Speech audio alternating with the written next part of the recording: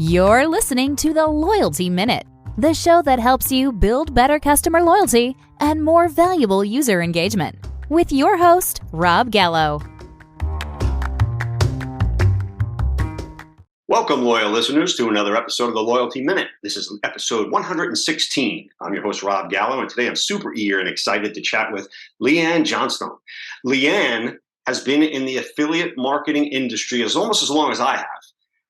She has a media and training business for over 2 decades. She helps brands launch, scale, and grow successful affiliate programs. Welcome to the show, Leanne, and thanks for joining me. Thanks, Rob. It's a pleasure to be here, and I'm super excited to have this conversation all about loyalty with you. So before we get into loyalty, we're going to talk gaming. We're going to talk game. Before we hit the record button, we talked about the gaming industry and how exciting it is, especially in new times right now, what's happening in the US. But you've got the European market. You've been doing what over there for the last 2 decades? So I started in digital marketing 2 decades ago, as you said, so thanks for mentioning that. Long time ago, before the likes of Google. And it's been a really wild ride. So over here in Europe, in the UK, there's been a lot of advancement. So I remember sitting around the table with like 10 other people in a room at the Internet Advertising Bureau's offices in London going, so we're working in this performance model and we need to kind of set some rules and boundaries. And since then, it's become incredibly complex. So, there's networks, there's agencies, brands are now taking programs in-house. And you mentioned the gaming industry. I mean, I used to work way back, pre-2006, before gaming was, pre-regulated in the US. And there was a lot of money in this industry. We were placing, millions of dollars a month in ad placements and, trying to reach customers and testing different channels. So it's been a wild ride. The best thing I think that we have done well here is to regulate. And we're seeing that roll out now in the US as well. So, different states have got different rules, different ways of working. And people are really, bringing this industry together to provide really great entertainment, but also regulated, controlled measures to safeguard customers as well, and to make sure that people can enjoy the entertainment form that's there without the negative impacts or connotations that are associated to it. So I think the industry's come a long way. It's been a wild ride. We've learned a lot of lessons as we've moved through and improved the way that we market and communicate with our customers, but also how we've engaged our customers. So for me, it's been an interesting channel. It's something that I'm constantly learning in. And, I'm really looking forward to see how the future of the internet develops, especially now as we're looking at things like crypto and blockchain. For me, that's the 3rd iteration of the internet, and I can't wait to see what happens next. Yeah. And it's too, obviously from our transition back in the day when it was desktop, when I started in 97, people had to download the software in order to play in the casino. And it would take 2.5 hours to download just blackjack and maybe 3 slot machines, right? Could you imagine waiting 2.5 hours to download something? But it was. You've got 400 games or 450 games at your fingertips that you can go and explore and play. I mean, I remember the days when we used to do CD mail drops. Yeah.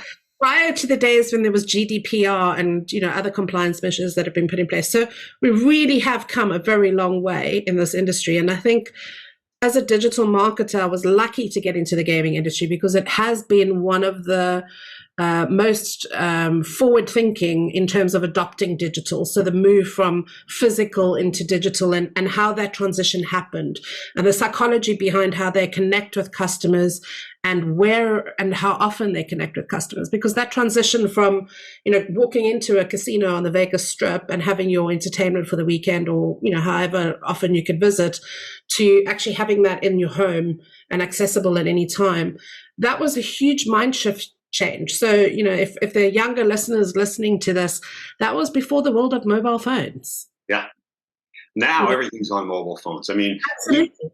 For one of my other businesses that I was mentioning before we hit the live record button, 78% of all the people that visit are on a mobile device, which is I mean, it's crazy, okay? Because you've gone from desktop, which is a certain kind of screen length, to tiny little, very powerful mobile phone in your pocket, which is just like a computer.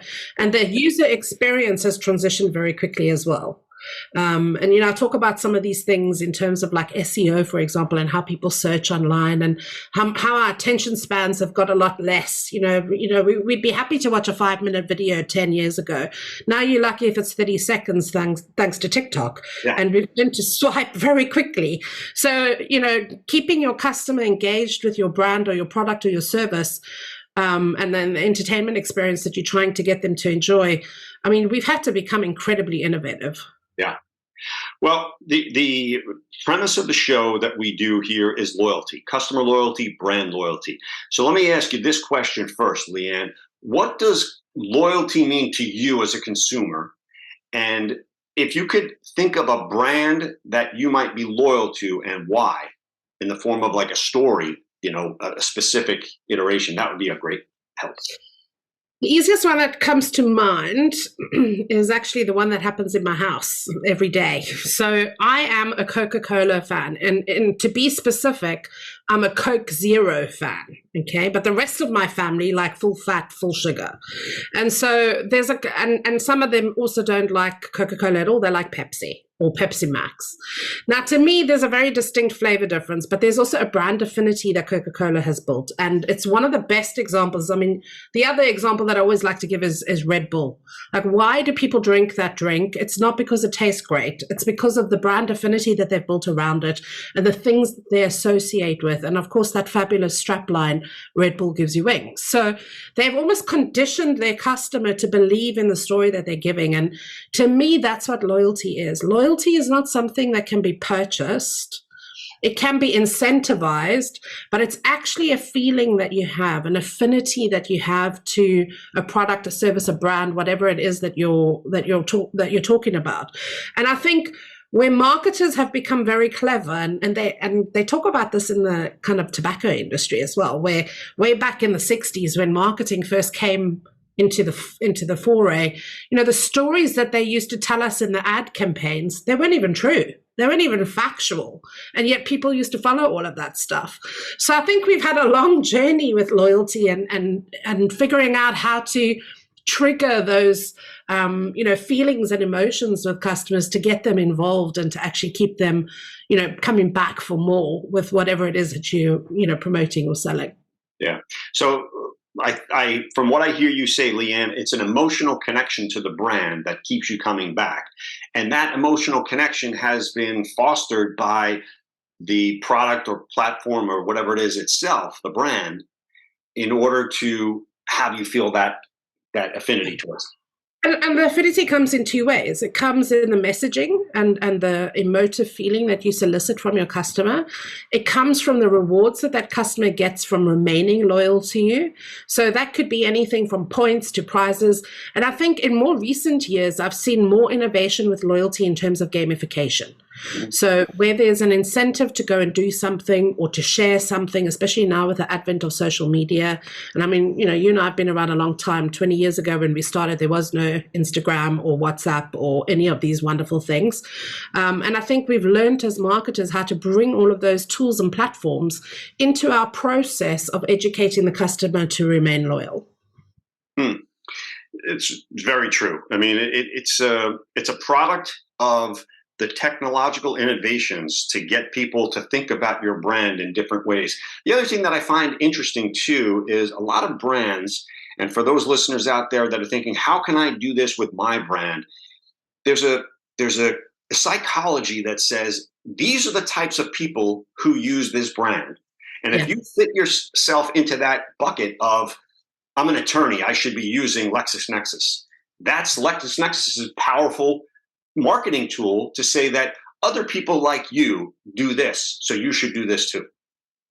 And that's where niching is very important. I know here in Europe we say niching, but customer niches are incredibly important, because if you're getting those niches wrong and you're rewarding them with the wrong loyalty or aspirational messaging or incentives or points or rewards or whatever you want to use in your loyalty mechanic, it could be a complete and utter disaster because you're not actually resonating with what the customer needs and wants. And I'm very keen about talking about the fact that we are moving out of the spray and pray tactics as marketers, where we have a one size fits all loyalty program. And I'm sure you can comment on this a lot with, the years of experience that you've had in loyalty, but I don't believe that we can be lazy enough to foster loyalty with customers by putting them all into the same bucket. And gaming used to do that quite a lot. We say, we want to target males over the age of 25 for sportsbook. Well, between 25 and 65 is a very different demographic. Yeah. And what works for a 25-year-old is not going to work for a 65-year-old who wants to go to the horses every weekend and just, has the pastime. So, we simply can't think about loyalty as a one-size-fits-all program anymore. No, I totally agree. That said, you think about Red Bull and their target market and using the tagline, that's a little bit different. But if you think about creating personas for the different types of demographic and psychographic that you're looking to attract and retain as a new customer and then a repeat customer, which, I've said this a million times on this podcast, it's 6 times more cost effective to can retain an existing customer than it is to go out and get a new one. So that said, you need to think about existing customers in such a way of how to create the customer journey along the path that you want them to get to the end result of them being a high value lifetime customer. And obviously you have to have a product that's worth it. But the point is that when you think about the demographic and psychographic, here's an example. Foxwoods Casino. My wife and I, when we lived in New York, we'd go to Foxwoods Casino and we'd spend a couple of days there. She would be playing slots. I would be playing poker. 3 or 4 days later, we get home. We're going to get a 6x9 piece of mail like this that is saying, for me, the one that's addressed to me says, here's our poker tournaments coming up next month. Or it's going to say, here's the best slots at the hottest slots and the new slot tournament, blah, blah, blah. So it's speaking to the customer as them without getting too creepy, which is kind of the whole retargeting thing now, that happens when you're looking for something on Amazon and all of a sudden you see it everywhere. It's everywhere. Yeah, exactly. So it's tracking you, it's following you. But the point is that the customers who are going to be a value to your brand are going to be in their persona, their container. Keep them there. Right. And people used to say to us in the casino business, when we had someone that was playing blackjack, they would say, well, why don't you try and get them in the slots? It doesn't really convert that way. It's not the same type of person. It's not the same mentality. There would be some crossover, but we would come out with a slot variation for those slot players or a blackjack variation, Spanish 21. These are things that people like you also like, right? Now you see it at the bottom of Amazon all the time.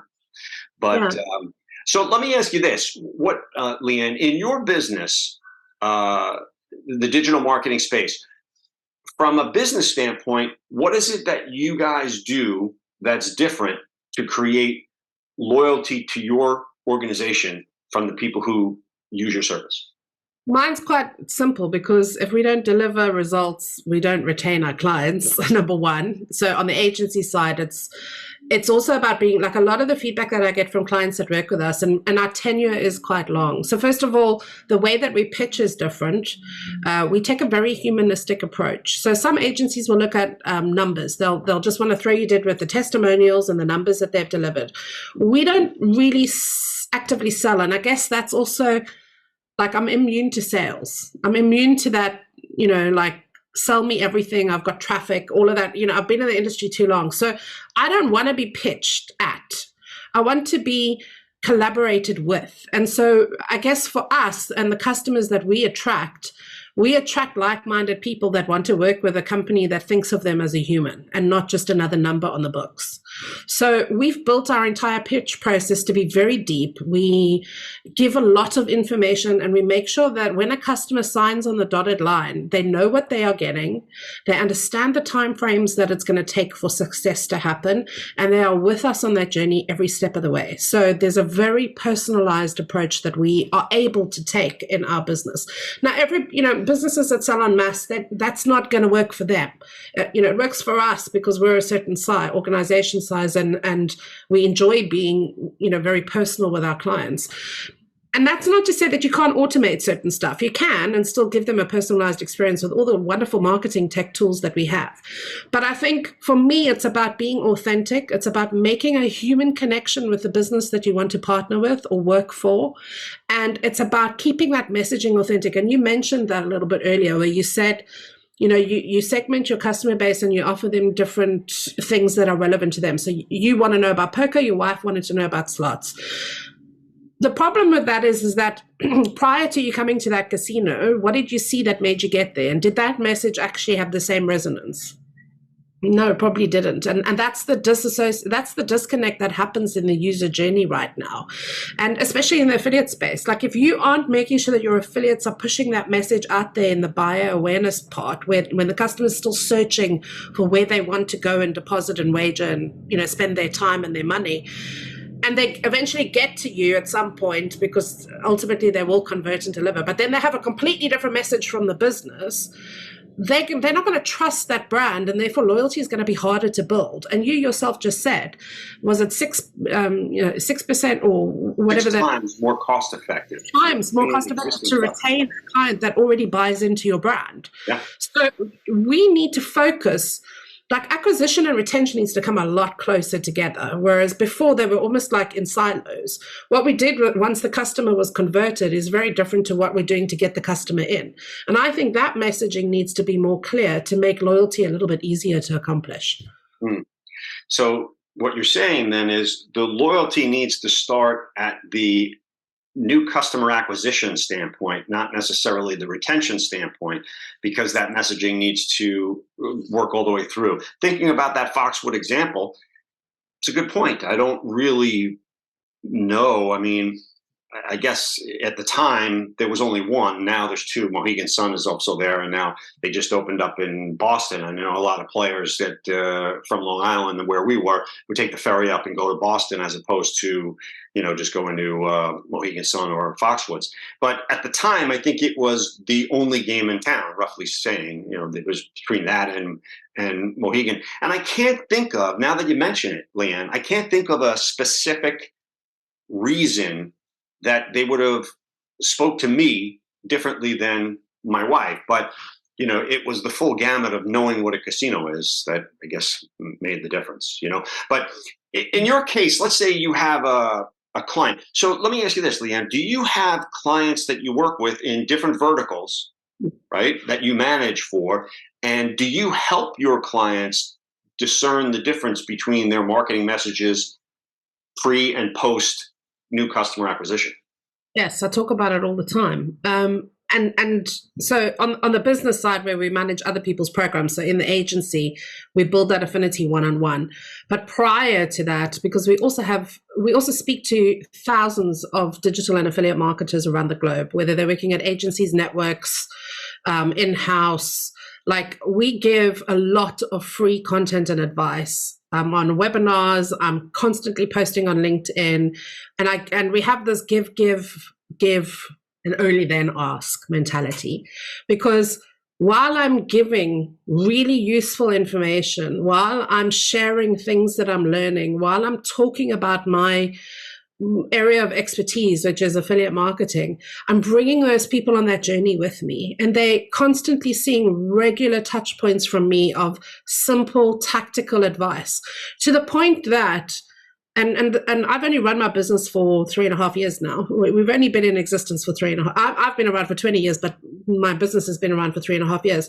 If I stick out an event on LinkedIn and say, hey, I'm running a webinar, we can get 250 to 500 people sign up on that webinar without me spending a single cent in digital marketing to promote it. Not a single cent. Why? Why have I been able to do that in 3 years? Because I've been consistent in my messaging.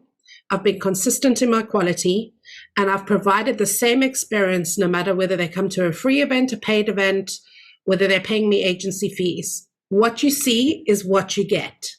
And that is how loyalty is built, because it's about trust.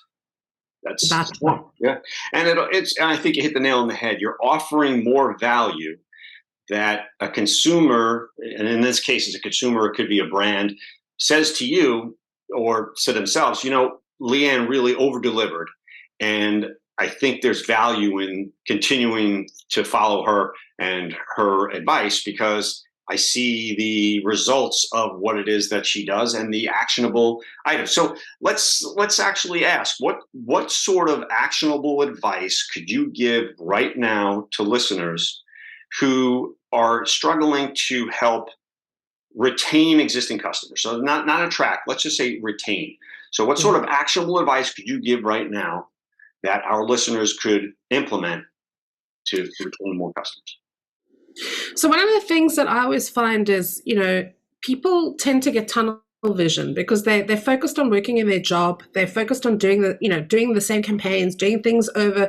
They kind of get into a model where they're not on purpose, but they're actually like assuming that they know what their customers need and want, because they maybe, run a series of campaigns over a period of time, and things can become bland. When you're in the same role for 2-3 years, whatever, you can sometimes start relying on the stuff that's always worked. And the biggest mistake with that is that A, it becomes stale for your customer, but B, you actually forget about what the customer's needs and wants are, because they also change over time. So my biggest piece of advice to anybody listening to this is stop what you're doing and ask your customers what is important to them, what they value, and what they actually want from remaining as a customer, a long-term tenured in your business. Because I think you'll find that what you get back when you take a moment to ask might actually not be the same thing that you're trying to produce or deliver. True. Very true. Yeah. Well, again, Leanne, we could talk about this forever, but I know, the average attention span of our listeners is 20 minutes max because they're listening on their break or whatever the case may be. So before we wrap this up, if someone wants to get in contact with you, Leanne, what's the best way they could do that? I permanently hang out on LinkedIn. And if you send me a LinkedIn message, I am actually answering those emails. So people ask me that all the time. How do you answer all of the messages that you get on LinkedIn and email every day? That's kind of my job. My job is to connect with people and to talk to people. So either drop me an email or get hold of me on LinkedIn, message me on LinkedIn. I'm always happy to help and advise. Great stuff. Well, Leanne, again, I want to thank you for your time and your valuable insights. I think our listeners definitely will say they enjoyed the show. Speaking of that, if you are a listener of the show and you think you got value from it, please do share. This is how we grow. You could also give us a 5-star review on your favorite podcast streaming service. To listen to this and other Loyalty Minute episodes, please visit theloyaltyminute.com. Thanks again, Leanne. Thanks so much for having me, Rob. It's been a pleasure. Bye.